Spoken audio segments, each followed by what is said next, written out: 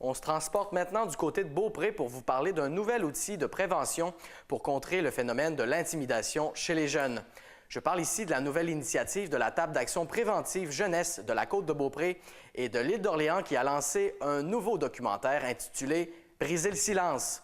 Ce nouvel outil de prévention vise à sensibiliser les jeunes aux conséquences qui découlent de l'intimidation. Voici un reportage sur le lancement de ce documentaire qui a eu lieu la semaine dernière à l'école secondaire du Mont-Sainte-Anne. Ce matin, à l'école secondaire du Mont-Sainte-Anne, nous avons présenté un projet de la table d'action préventive jeunesse dans le fond, c'est un DVD, un documentaire qu'on a monté en collaboration avec les organismes de la Côte sur la prévention de l'intimidation et de la cyberintimidation. Et entre autres, ce documentaire ou ce DVD est fait en collaboration avec une jeune qui a vécu, donc on entend son témoignage, donc elle a vécu de l'intimidation, de la cyberintimidation. Et c'est très touchant, les jeunes ont été très rejoints, on a eu des belles réactions parce que ça vient non seulement avec le DVD, mais il y a un guide d'accompagnement pour les intervenants qui vont présenter ce DVD aux jeunes.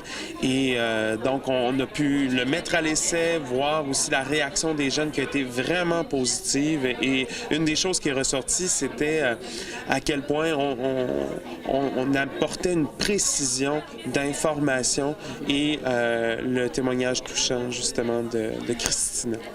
Et Madame Sange, dites-moi comment vous trouvez cette initiative-là qui a été prise ici sur la Côte-de-Beaupré? C'est une très belle initiative qui permet à tous nos membres de la table d'action préventive jeunesse de se mettre ensemble pour répondre aux besoins du milieu.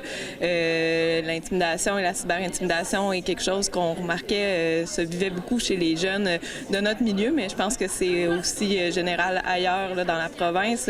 Et on souhaitait se mettre en action pour faire quelque chose. Je pense qu'à l'image de ce qu'on a vu aujourd'hui avec les jeunes ce matin, c'est quelque chose qui vient vraiment répondre et qui semble avoir un super bon écho auprès des jeunes.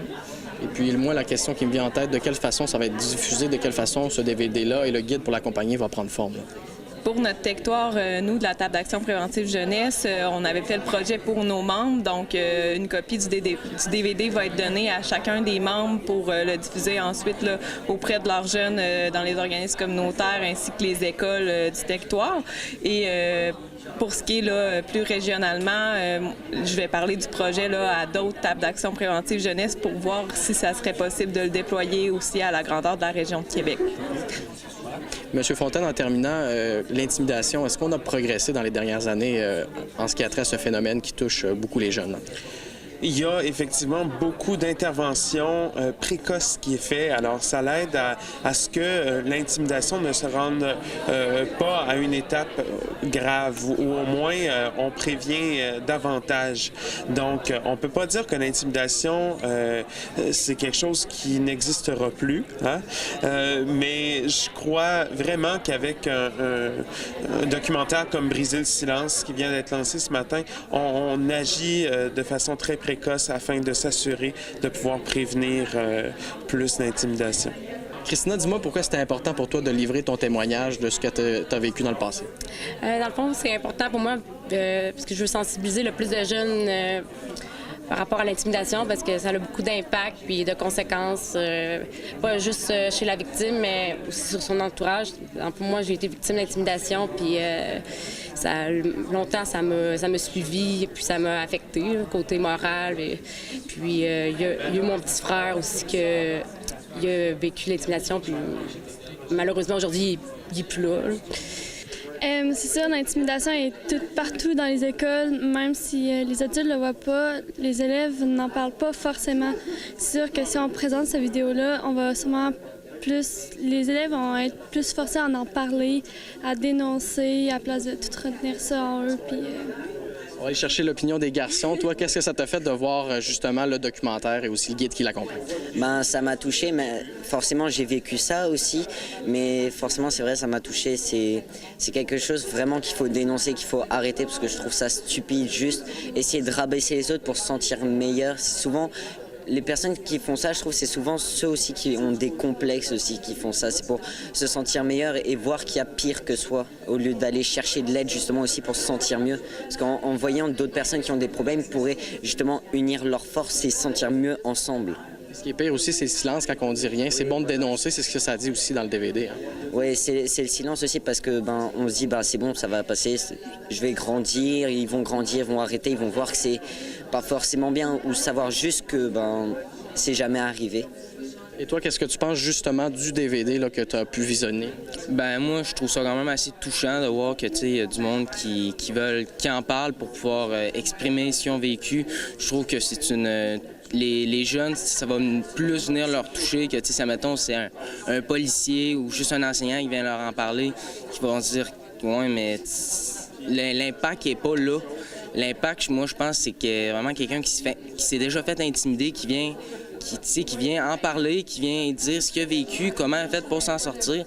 Je trouve que c'est ça la meilleure façon de pouvoir comprendre un jeune, c'est quoi, comment faire pour quelqu'un qui se fait intimider. Là. J'avais une dernière question qui m'allume. Est-ce que tu as appris des choses, là, notamment en ce qui a trait aux conséquences là, qui peuvent découler là, d'actions d'intimidation? Oui, quelques-unes. Des fois, on peut penser que juste un commentaire qu'on peut dire, on va dire oui, c'est une blague, mais la personne, tu sais pas si c'est la première fois qu'il se fait dire ça ou non, ou c'est la troisième fois. Fait que, ça peut devenir grave, là. Ça peut devenir comme... ça peut se rendre jusqu'au suicide, là, chez certains. Là. Puis quand c'est rendu là, c'est pas trippant. Mais moi, ça m'a permis de réfléchir sur la situation de l'intimidation dans l'ampleur de nos écoles, de nos établissements qu'on fréquente souvent, en public, peu importe.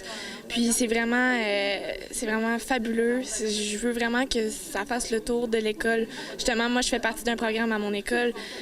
Puis je veux vraiment porter ça, juste en parler auprès des membres de notre brigade. Et toi, qu'est-ce que ça t'a fait de voir cette initiative-là sous forme de documentaire? Je vais dire un peu comme qu'elle a dit, ça nous fait réfléchir.